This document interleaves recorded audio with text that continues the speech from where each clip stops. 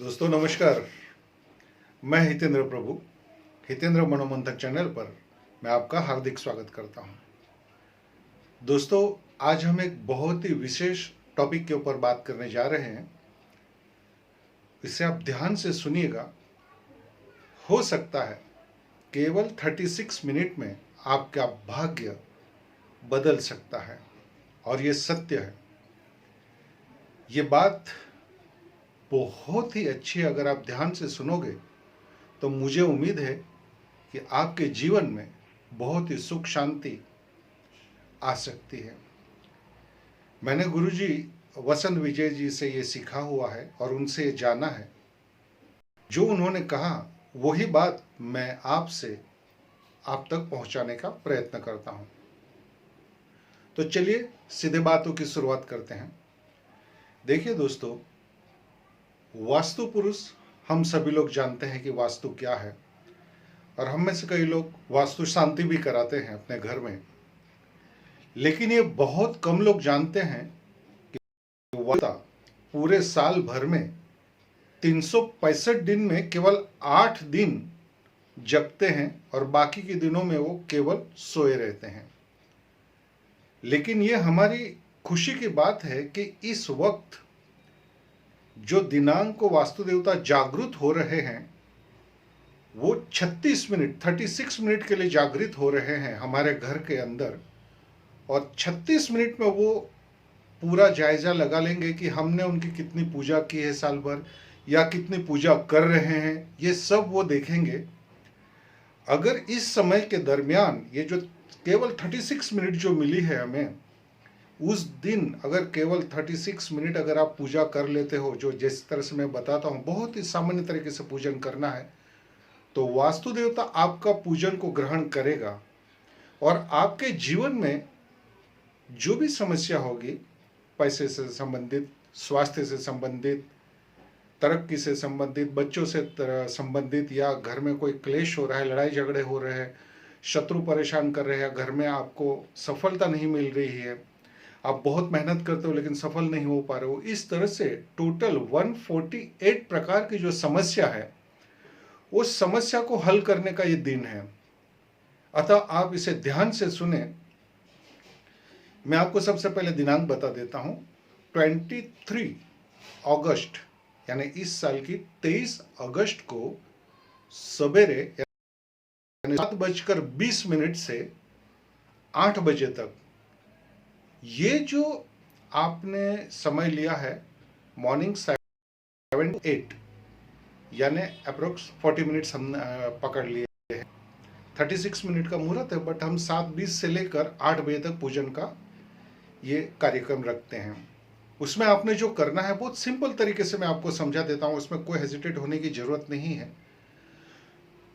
आप इसको इस तरह से कर सकते हैं, जैसे मिट्टी का कलश ले लीजिए और आपके घर के ईशान कोण में, अर्थात ईस्ट और नॉर्थ के बीच का जो कोण है, ईशान कोण, उस कोण के अंदर आपने ये पूजन करनी है। क्योंकि वास्तु देवता का सिर जो है ईशान कोण में होता है, और इसी कोण में वो 36 मिनट के लिए जागृत हो रहे हैं। यानी उस दिन वो अपनी निद्रा को त्याग करके अपने घर के कार्यकलाप को देखेंगे और उसके बाद वो आपको आशीर्वाद देंगे। तो आपने क्या करना है, ईशान कोण में सबसे पहले थोड़े से जमीन पर चावल डालिए, उसके ऊपर एक कलश रखिए, मिट्टी के कलश में पानी भर दीजिए, और पानी के अंदर एक सफेद सुपारी डालकर थोड़े से चावल और थोड़े से पीले फूल, चाहे आप गेंदे के फूल भी डाल सकते हो, मैरीगोल्ड के फूल भी एक रख सकते हो उसके अंदर, और उसके ऊपर एक श्रीफल रख दीजिए। और श्रीफल को पीला कपड़ा से रैप करके उसके ऊपर जो मौली होती है जो हाथों में बांधते हैं, उस मौली को आप घुमा लीजिए उसके ऊपर। उसके बाद आप 5 फल रख दीजिए, 5 केले रख दीजिए, थोड़ा सा पीला प्रसाद रख दीजिए। पीला प्रसाद, अगर आप पीले पेड़े जो स्वीट्स होती है वो भी आप ला के रख सकते हो, या वो नहीं लाना चाहते हो तो गुड़ का टुकड़ा रख दीजिए, वो भी चलेगा। और जो आपने नारियल रखा है, जो आपका जो लेफ्ट हैंड है, आपका लेफ्ट हैंड की साइड पे तेल का दीपक लगाइए, और आपके राइट हैंड की साइड पे जो है आपने लगाना चाहिए, दोनों दिया लगा दीजिए ताकि वास्तु का बैलेंस हो जाए। उसके बाद आप थोड़े से फूल सामने रख दीजिए, आप जो प्रसाद लाए हैं वो सामने रख दीजिए। आपकी इच्छा बोले कि वास्तु देवता से आप क्या चाहते हो, जीवन में सुख शांति की प्रार्थना करें, तरक्की सफलता की प्रार्थना करें, और एक दीपक जला लीजिए। आप चाहे तो गूगल की अगरबत्ती जला सकते हो, चंदन की अगरबत्ती जला सकते हो, बेलपत्र चढ़ा सकते हो। जो देवी देवताओं को जितने फूल चढ़ते हैं, जिस प्रकार के भी फूल चढ़ते हैं, वो सारे फूल आप वहां चढ़ा सकते हो, क्योंकि वास्तु देवता का सभी तरह के फूल उन्होंने मंजूर है।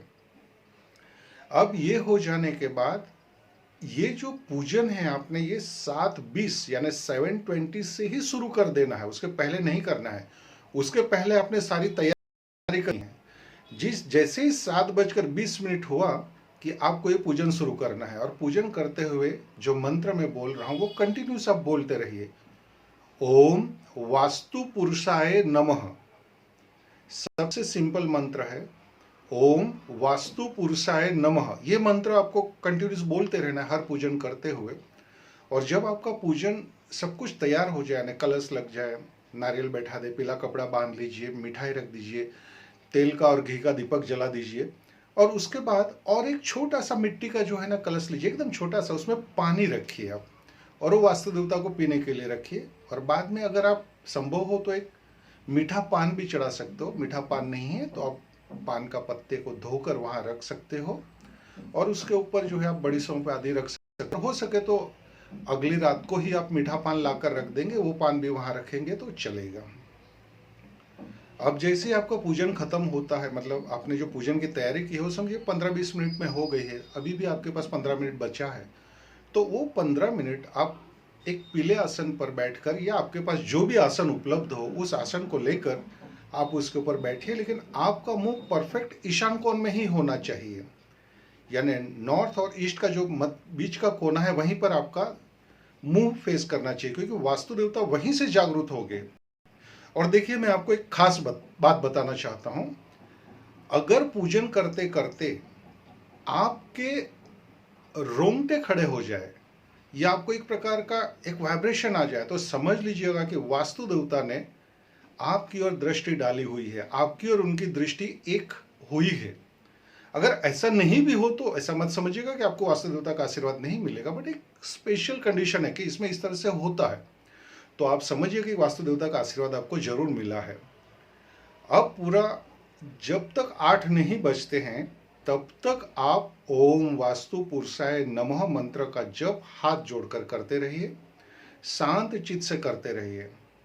और जैसे 8 बजे उसके बाद आप नमस्कार कीजिए, अपना फोरहेड वगैरह वहाँ सामने लगा दीजिए जमीन के ऊपर, और आपका पूजन संपन्न कर दीजिए। उस कलश को या उस स्थापना को जो है आप कम से कम शाम 5 बजे तक जरूर रखिएगा, और शाम को सूरज ढलने के पहले सारा साहित्य आपको उठा लेना है, लेकिन कोई भी साहित्य आपने विसर्जन नहीं करना है। क्यों कि वास्तु देवता को हमारे घर में ही रखा जाता है, इसलिए उनका विसर्जन नहीं होता है। तो आप क्या कीजिए कि जो कलश के ऊपर जो आपने नारियल रखा था उसको उसी वस्त्र में बांधकर अपने घर के मुख्य दरवाजे के अंदर की ओर ऊपर उसे बांध दीजिए। लेकिन जब उसे आप बांधोगे तो वहां पीतल या तो ब्रास की यानी कि या तो फिर तांबे की कील, उस कील पे इसे बांध दीजिएगा, लोहे की कील पे मत बांधिएगा।